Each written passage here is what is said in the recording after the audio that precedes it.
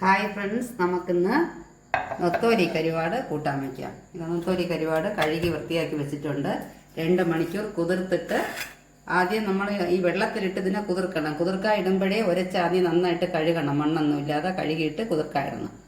അല്ലെങ്കിൽ ലാസ്റ്റ് കഴുകിയാൽ പൊടിഞ്ഞു പോകും, അതുകൊണ്ടാണ്. എന്നിട്ട് കുതിർന്ന ശേഷം ഇങ്ങനെ ഇതാ രണ്ടായിട്ടതിനെ കീറി അതിൻ്റെ മുള്ളൊക്കെ കളഞ്ഞ് നന്നായിട്ട് കഴുകി 4-5 വെള്ളം കഴുകുമ്പോൾ ഇങ്ങനെ നന്നായിട്ട് വൃത്തിയായിട്ട് കിട്ടും. കഴുകി വൃത്തിയാക്കി വെച്ചിട്ട് വെള്ളമൊക്കെ നല്ല വാർത്ത് പിഴിഞ്ഞെടുക്കണം. എന്നിട്ട് ഇതിൽ ഒരു മുരിങ്ങയ്ക്ക നന്നായിട്ട് തോലൊക്കെ ചെത്തി 2ആയിട്ട് അരിഞ്ഞ് വെച്ചിട്ടുണ്ട്. 2ആയിട്ട് ഇങ്ങനെ കീറി ഇടണം. എന്നിട്ട് 2 പച്ചമുളക്, ഇത് നല്ല വലിയ മോരുമുളകാണ്. എന്നിട്ട് ഇത് നല്ല പുളിയുള്ള മാങ്ങ, ചെറിയൊരു മാങ്ങ അരിഞ്ഞ് വെച്ചിട്ടുണ്ട്. തൊലി വലിയ കട്ടിയില്ല, കനമില്ലാത്തത് കൊണ്ട് ഇത് കളയണ്ട, തൊലി കളയാതെ തന്നെ അരിഞ്ഞിട്ടുണ്ട്. എനിക്കിത് മാങ്ങ അണ്ടി നല്ല വിളഞ്ഞതാണ്, അതുകൊണ്ട് ഇഷ്ടമാണ്, അതും കൂടെ ഇടുകയാണ്. നിങ്ങൾക്ക് ഇഷ്ടമില്ലെങ്കിൽ മാങ്ങ അരിഞ്ഞ് മാത്രം ഇട്ടാൽ മതി.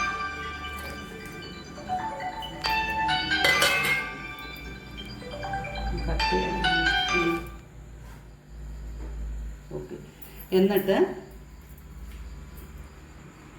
കൂട്ട് ഇത് അരച്ചതിൽ ഒരു പിടി തേങ്ങയും കുറച്ച് വറ്റൽമുളകിൻ്റെ പൊടിയാണ് ഞാൻ ഇട്ടത്. ഒരു 3/4 സ്പൂൺ ഇട്ടു. എരിവ് അനുസരിച്ച് ഇട്ടോളാം. ഒരു പച്ചമുളക് ഇട്ടിട്ടുണ്ട്, അത് വലിയ എരിവില്ല. അങ്ങനെ 3/4 സ്പൂൺ മുളക് പൊടി, ഒരു പിടി തേങ്ങ, അല്പം മഞ്ഞൾപ്പൊടി, 2 ചെറിയ ഉള്ളി, ഇത്രയും അരച്ചതാണ്. നന്നായിട്ട് മഷി പോലെ അരയണ്ട, അല്പം തരിതരിപ്പ് വേണം.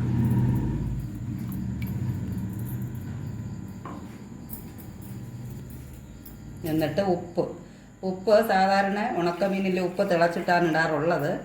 എന്നാൽ നൊത്തോലി കരിവാടാകുമ്പോൾ വലിയ ഉപ്പ് അതിലില്ല, അതുകൊണ്ട് നമുക്ക് ഉപ്പ് ചേർക്കാം.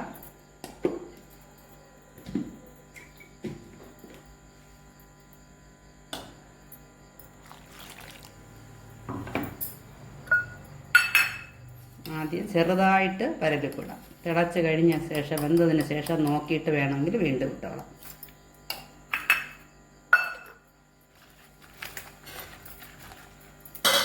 ഇത് കൈ കൊണ്ട് തന്നെ നന്നായിട്ട് മിക്സ് ചെയ്യുക.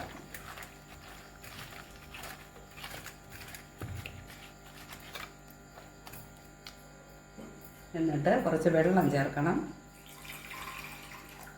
വെള്ളം എന്ന് പറയുമ്പോൾ ഒരുപാട് വയ്ക്കണ്ട.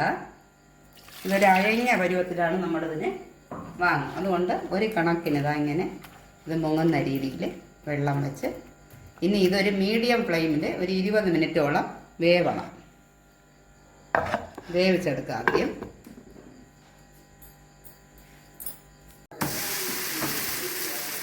ഫ്രണ്ട്സ്, ഇതാ ഇതൊരു 20 മിനിറ്റ് കഴിഞ്ഞിട്ടുണ്ട്. നല്ല നിരന്ന് തിളച്ച് വന്നിട്ടുണ്ട്. ഇടയ്ക്ക് ഞാൻ നോക്കി ലൈറ്റായിട്ട് കുറച്ച് ഉപ്പ് കൂടി ചേർത്തു. അപ്പോൾ കറക്റ്റായി. എന്നിട്ട് ലാസ്റ്റിൽ 2 തണ്ട് കറി leaves.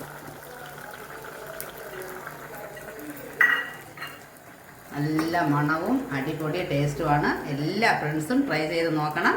Okay friends, please share and subscribe. Thank you.